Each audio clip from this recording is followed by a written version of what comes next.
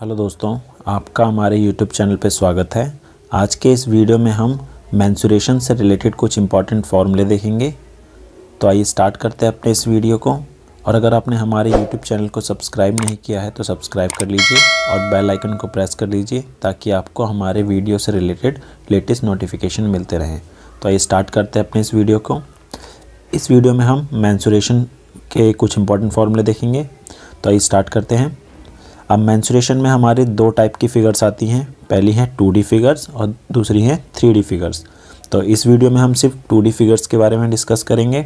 अब 2D figures में क्या क्या आता है, सबसे पहले हमें प्लेन के बारे में पता होना चाहिए। प्लेन क्या होता है, जिसे हम सतह कहते हैं। प्लेन क्या होता है? Plane is the two dimensional. These two dimensions are known as length and breadth. These occupy surface, example triangles, quadrilateral and circle. सतह द्विविमीय होती है जो कि लंबाई और चौड़ाई है। ये स्थान घेरती है जैसे त्रिभुज, चतुर्भुज, वृत्त आदि। ठीक है। तो अब 2D फिगर में कौन कौन से आते हैं? हमारा आता है ट्राइंगल। अब ट्राइंगल में जो सबसे पहला है वो है विषम बाहु त्रिभुज, स्केलेन ट्राइंगल। अब विषम बाहु त्रिभुज क्या होता है? ये होता है जिसकी तीनों भुजाएं जो हैं बराबर नहीं होती, अलग अलग होती है। जैसे ये हो गई हमारी 3 सेंटीमीटर, ये 4 और ये 5। तो इस तरीके का जो त्रिभुज होगा वो हमारा स्केलेन ट्राइंगल होता है। अब इसमें हम क्या बोला गया है, ABC त्रिभुज की 3 भुजाएं हैं। हमने माना कि ये A है, ये B है और ये C है, तथा S इसका अर्ध परिमाप होता है। और S निकालने का जो फॉर्मूला होता है वो होता है A + B अपॉन में 2। B इसका आधार है और H उसकी ऊंचाई है। ठीक है। तो ये देखते हैं इस त्रिभुज को। अब जैसे हमें यहाँ पे एक त्रिभुज दिया हुआ है, ये त्रिभुज है, इसमें A, B और C दे रखा है। ठीक है। और H इसकी ऊंचाई है। अगर हमें आधार पता हो और ऊंचाई पता हो तो त्रिभुज का जो क्षेत्रफल है वो निकल जाएगा हमारा 1/2 गुना आधार गुना ऊंचाई, मतलब बेस इंटू हाइट। अगर हमें बेस और हाइट दे रखी हो तो हम सीधे ये फॉर्मूला लगा के एरिया निकाल सकते हैं। लेकिन अगर हमें सिर्फ हाइट नहीं दे रखी, सिर्फ तीनों साइड दे रखी हैं, तो वो हम निकालेंगे हीरोन्स फार्मूले से, जो होता है √S, S-A, S-B और S-C। अब S निकालने के लिए क्या करना है? S तो हमारा होता है A + B + C/2। तो इससे हमारा S आ जाएगा। और इस त्रिभुज का जो परिमाप होता है वो तीनों भुजाओं का योग होगा, मतलब A + B + C जो होता है वो हमारा परिमाप हो जाएगा। ठीक है। अगला देखते हैं। अगला है समबाहु त्रिभुज, इक्विलेटरल ट्राइंगल। अब इक्विलेटरल ट्राइंगल होता है जिसकी तीनों भुजाएं बराबर होती है। जैसे इस त्रिभुज में देखा गया है, इसमें तीनों भुजाएं A दे रखी है, तो A हमारा हो गया इसका भुजा और H हमारा ऊंचाई होगी, या उसे हम लंब बोल सकते हैं। ठीक है।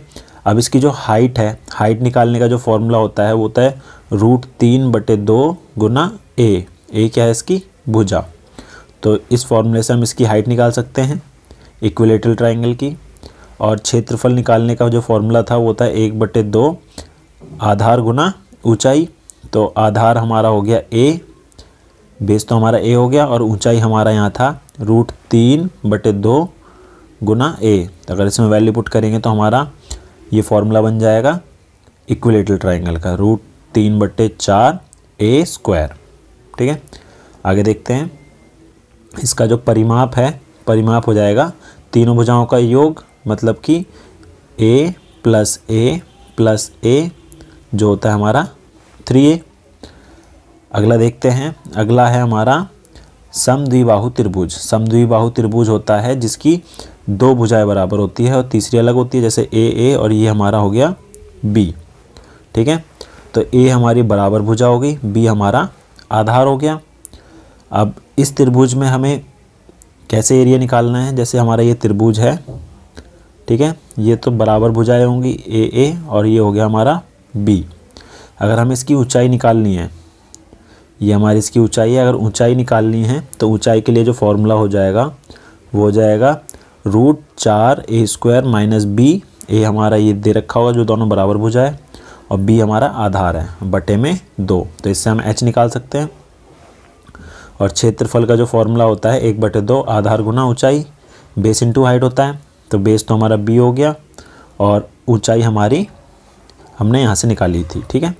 तो इसका जो परिमाप हो जाएगा, परिमाप जो हो जाएगा इसका a और b, तो तीनों भुजाओं का योग मतलब 2a प्लस b इसका परिमाप हो जाएगा। आगे देखते हैं, अगला है राइट एंगल ट्राइंगल समकोण त्रिभुज। राइट एंगल ट्राइंगल वो होता है जिसमें एक जो एंगल है वो 90 डिग्री का बन रहा हो, ठीक है। तो अब इसमें ये जो होगा हमारा, ये तो बेस हो गया जिसको हमने b लिखा है, p लिखा है हमारा ऊंचाई परपेंडिकुलर, और h हमारा हाइपोटेनस कर्ण, ठीक है। अब इसका पाइथागोरस थ्योरम जो होती है वो होता है h² बराबर p² जमा b²।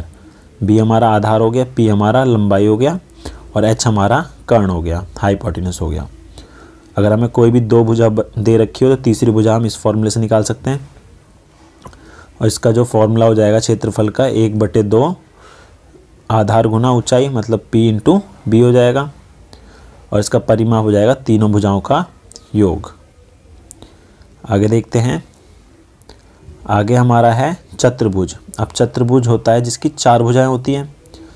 अब चतुर्भुज जो है वो हमें याद दे रखा है a b c और d, ठीक है। अब इसका जो क्षेत्र a c है, a c इसका विकर्ण हो गया है डायगोनल, h1 h2 जो है वो उसकी हाइट 1 हो गई, हाइट 2 हो गई, और d और b से ac पर लंब है, ठीक है। तो इसका जो क्षेत्रफल हो जाएगा 1/2 AC मतलब जो इसका विकर्ण दे रखा है गुना h1 h2, ठीक है।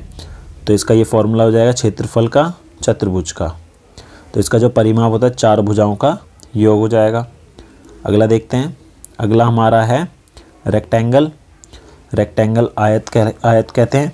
अब जो रेक्टेंगल है उसकी आमने सामने की भुजा बराबर होती है। ये तो हमारा इसकी लंबाई होगी और ये इसकी चौड़ाई होगी जिसको हमने b लिख दिया, ठीक है।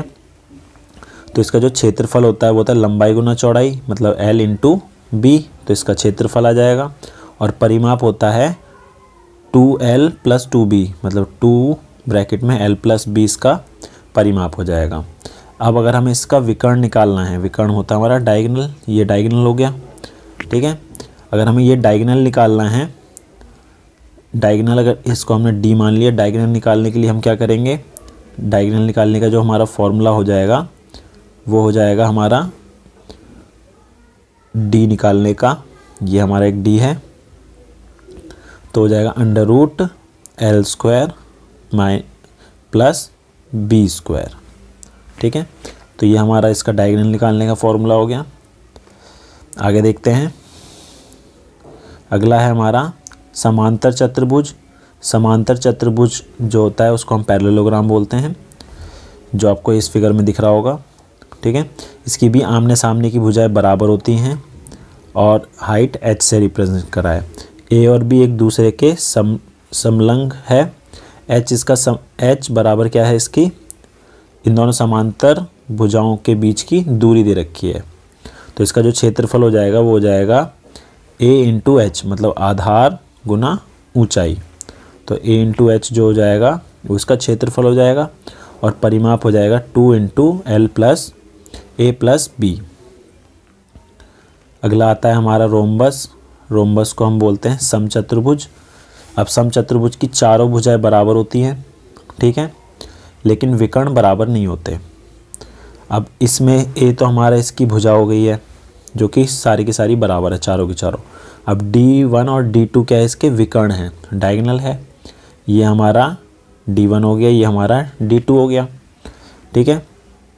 तो इसका जो क्षेत्रफल का फॉर्मूला हो जाएगा वो हो जाएगा 1/2 गुना D1 इंटू D2, विकर्ण 1 और विकर्ण 2 को मल्टीप्लाई करके आधा कर देंगे तो इसका क्षेत्रफल आ जाएगा, ठीक है। ये थे मेंसुरेशन से रिलेटेड कुछ इम्पॉर्टेंट फार्मूले। अगर आपको हमारा ये वीडियो पसंद आया हो तो हमारे चैनल को सब्सक्राइब कीजिए। Thank you.